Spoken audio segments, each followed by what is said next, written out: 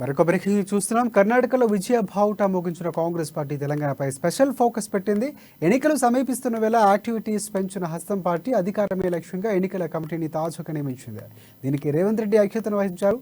ఈ కమిటీలో రేవంత్ అలాగే భట్టి విక్రమార్క సహా 26 మంది సభ్యులుగా ఉండనున్నారు.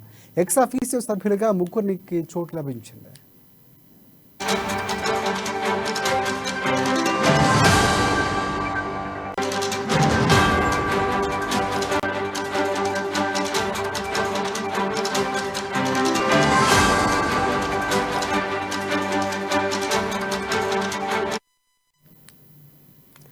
కర్ణాటకలో విజయ బావుటా మోగించిన కాంగ్రెస్ పార్టీ తెలంగాణపై స్పెషల్ ఫోకస్ పెట్టింది.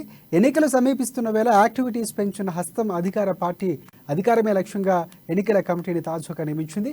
దీనికి రేవంత్ రెడ్డి అధ్యక్షత వహించనున్నారు. ఇక ఈ కమిటీలో రేవంత్ రెడ్డి, భట్టి విక్రమార్క సహా 26 మంది సభ్యులుగా ఉండనున్నారు. ఎక్స్ ఆఫీసో సభ్యులుగా ముగ్గురికి అవకాశం లభించింది.